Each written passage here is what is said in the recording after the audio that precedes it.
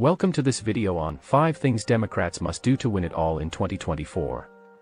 The 2024 presidential election is fast approaching, and Democrats are gearing up to take on the Republican candidate. Democrats bucked history in 2022 by holding the Senate and nearly keeping the House.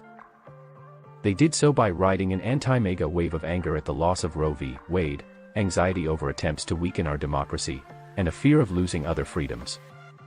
Despite this success, battleground state polling from Way to Win shows that Democrats' greatest vulnerability heading into 2024 is the economy. The most important issue to voters this past cycle was the economy, and Democrats lost voters who said the economy was a top issue. Even after saving the country from a pandemic and an extremist MAGA movement, voters believe Democrats don't care about their economic hardships. Gretchen Barton, a political strategist with Worthy Strategy Group, who recently conducted qualitative research on voters' perceptions of political parties for future majority and Way to Win, said, "Voters like Democrats and their policies but don't believe they have the ability or the know-how to deliver economically for the American people. They view Republicans as extreme, but see them as good for the economy, aligned with their priorities on kitchen table issues and willing and able to do what is necessary to deliver for them." Democrats and the Biden administration have a story to tell about their many accomplishments over the past 2 years that have and will help millions of Americans' economic bottom line, including the Infrastructure and Jobs Act, the Inflation Reduction Act, and the CHIPS Act. Yet a big reason voters have such a negative view of Democrats' economic record is that voters do not yet connect President Biden's economic achievements with improvements to their economic. Part of this is because the infrastructure bill, the IRA, and CHIPS have not yet fully taken effect. It could also be that no one knows what President Biden has done legislatively. 78% of voters from exit polling could not name a single thing President Biden had done in the past 2 years. This is consistent across Black and Latino voters, critical segments of the Democratic base. According to the polling, 67% of Black and 78% of Latinos voters could not name anything the party or Joe Biden had done to help them. Worse, Black and Latino men's top issue was the economy, and they were 6% and 10% more likely to vote for a Republican, respectively. This is especially worrying given that because of the policies of this administration, unemployment is at 50-year lows, and Black and Latino unemployment is currently lower than pre-pandemic levels. Heading into 2024, an election cycle that will likely be a referendum on the past 4 years of the Biden administration, Democrats must reverse these trends. One person who is aggressively working towards addressing these dynamics is Rep. Ro Khanna, who evangelizes the concept of economic patriotism. The biggest challenge for the country is people think the American dream is slipping away. This is as valid for immigrant families as it is for families who have been here for generations. We need a bold roadmap, a moonshot to bring economic prosperity to places that are not Silicon Valley and New York. The goal is simple: every person must have the ability to have a house, a good-paying job, and meaningful work. We have to be aspirational.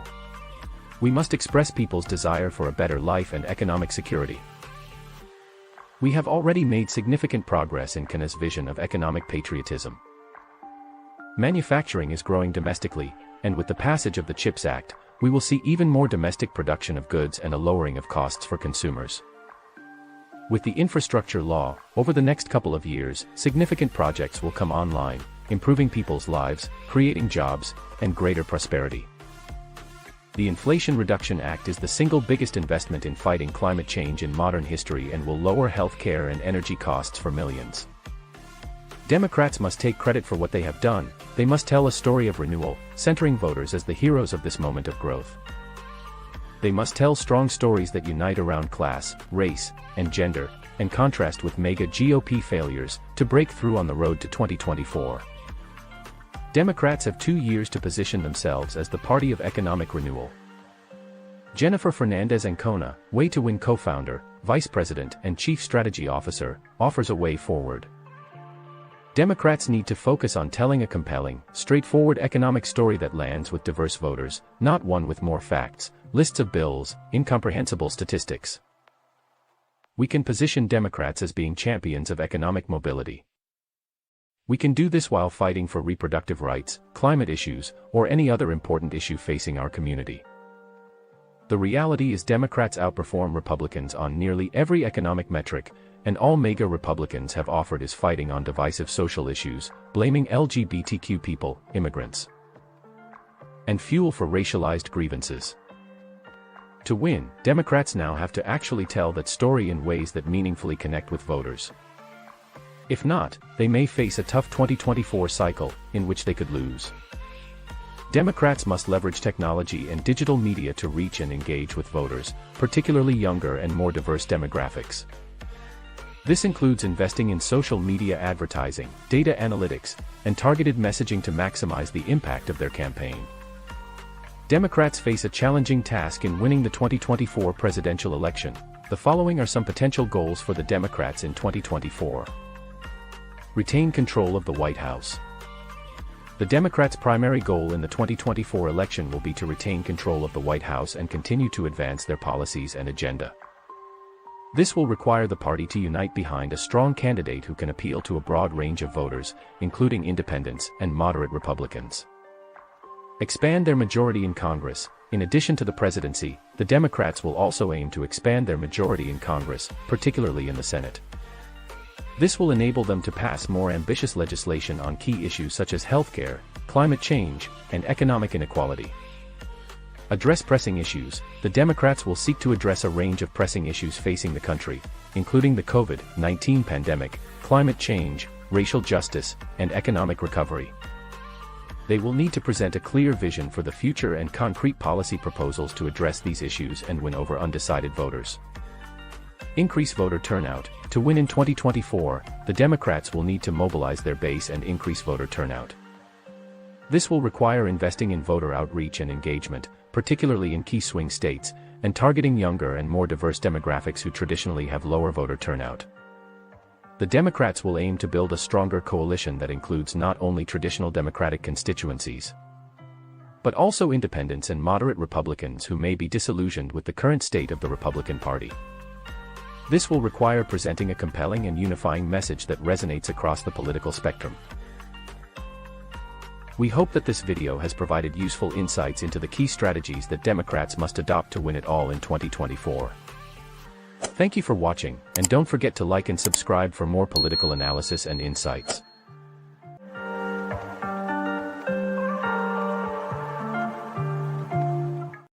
Welcome to this video. We will discuss, what if Trump won again? The potential outcome of a second Trump presidency is a topic of significant interest and speculation among people from all political affiliations. The next 4 years will likely be more disruptive to U.S. foreign policy and world affairs than the past 4 have been. Think of his re-election as a pincer movement, an attack on the international order from two sides. Trump will consolidate his control over the institutions of government, bending them to his will, removing any lingering resistance from the Republican Party. Meanwhile, by confirming that the United States has rejected its traditional leadership role, a second Trump term would make a lasting impact on the world right when it is at a particularly vulnerable moment. U.S. alliances would likely crumble, the global economy would close, and democracy and human rights would be in rapid retreat. Trump's first term has had a clear narrative arc. He systematically purges his government of those who stand up to him and replaces them with loyalists who indulge his whims and worldview. If he is still president on January 21st, Trump will feel utterly vindicated by a second unlikely victory, thinking that only he is truly in touch with the American people. In a second term, Trump will insist on loyalty with every appointment, but two types of loyalists exist. The first is senior Republicans who are steadfastly loyal even if they personally disagree with Trump on certain issues, such as Russia or military intervention in the Middle East. These figures are cut from the mold of Mike Pompeo. They include Senators Tom Cotton and Lindsey Graham, former United Nations Ambassador Nikki Haley, and Secretary of the Treasury Steve Mnuchin. Trump may give these people senior positions, but they will not be free to contradict the president or to pursue their own agendas unless they temporarily align with Trump. The second group is the ultra-loyalists, who owe their positions entirely to Trump's patronage. These are political operatives such as Richard Grenell, who was Trump's ambassador to Germany and acted as director of national intelligence for 96 days. And retired military officers and now, cable news commentators such as Anthony Tata and Douglas McGregor. This group also includes the ultra-Trump's family members, who have played a role in his first term, and could be given formal positions of authority in a second. Think of Jared Kushner as National Security Advisor or Secretary of State if Republicans retain a majority in the Senate. With a loyal team in place, what does Trump want to do?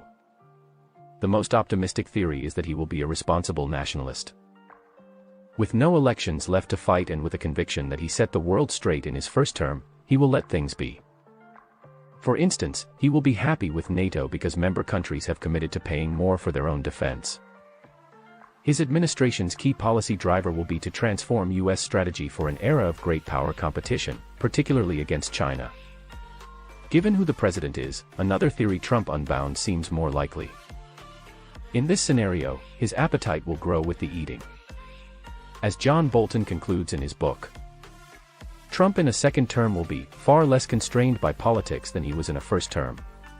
He will be free to be himself, to pursue policies that benefit him personally by linking decisions to his business interests, by indulging his desire for ratings and drama, and by attacking people he does not like. Substantively, he will double down on his instincts, leaning into ideas he had before he became president.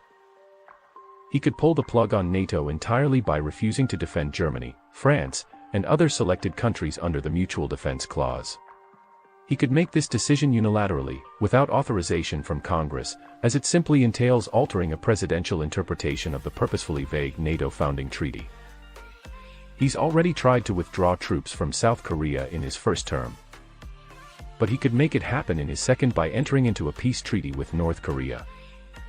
His first comments on foreign policy in the 1980s were criticisms of Japan, but earlier in his first term he modified his long-standing hostility because of his friendship with Shinzo Abe, which the then Prime Minister carefully cultivated. China is the big unknown in a second Trump term. The Republican foreign policy establishment hopes that rivalry with China will be the organizing principle of U.S. foreign policy.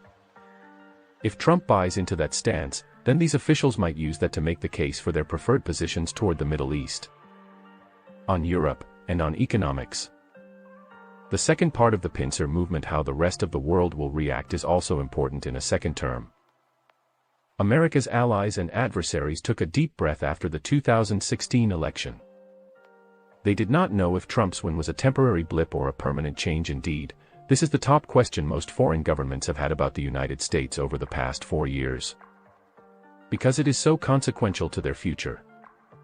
The Trump administration's priority is to signal its America First bona fides to its base rather than to build an international coalition to tackle shared problems. In a second Trump term, foreign countries can expect no coordination on the global economic recovery, the development of a vaccine, the repair of international institutions, or aid for those that were destabilized by the crisis. Autocrats Vladimir Putin, Xi Jinping, Mohammed bin Salman, Recep Tayyip Erdogan, and others have been both deeply insecure and emboldened during Trump's first term. They see him as a kindred spirit and are confident in their ability to influence and persuade him. Trump acknowledged as much to Bob Woodward, "It's funny, the relationships I have, the tougher and meaner they are, the better I get along with them." Ultimately, the outcomes of a second Trump presidency would depend on a range of factors, including the political landscape, economic conditions, and global events. One of Trump's primary goals in running for president again could be to regain power and influence in American politics. He may seek to further advance his agenda and policies, and potentially seek revenge against those who he believes have wronged him. Trump's core supporters remain fiercely loyal to him, and he could aim to mobilize this base to support his candidacy in 2024. This may include rallying support through rallies, social media, and targeted messaging. Following his defeat in the 2020 election, Trump repeatedly challenged the legitimacy of the results and spread baseless claims of voter fraud. It is possible that he could continue to undermine faith in the electoral process if he loses again in 2024. Trump has faced a range of legal and financial challenges, and a second term as president could potentially protect him from prosecution or lawsuits. He may also seek to further enrich himself or his family through his position as president. Trump has long been associated with his personal brand and business ventures, and a second term as president could further enhance his profile and public image. He may seek to use his position to promote his businesses, expand his reach on social media, and increase his media visibility. Trump's children and other family members have become increasingly involved in politics, and he could use his position as president to promote their careers and help them secure political power. This could include appointing them to key positions in his administration or endorsing their candidacies for office. Following his impeachment and other controversies during his presidency, Trump may feel a need to defend his reputation and vindicate himself against his critics. He could seek to prove his detractors wrong by winning a second term as president and showing that he still has a strong base of support. It is impossible to predict with certainty what would happen if he were to win another election.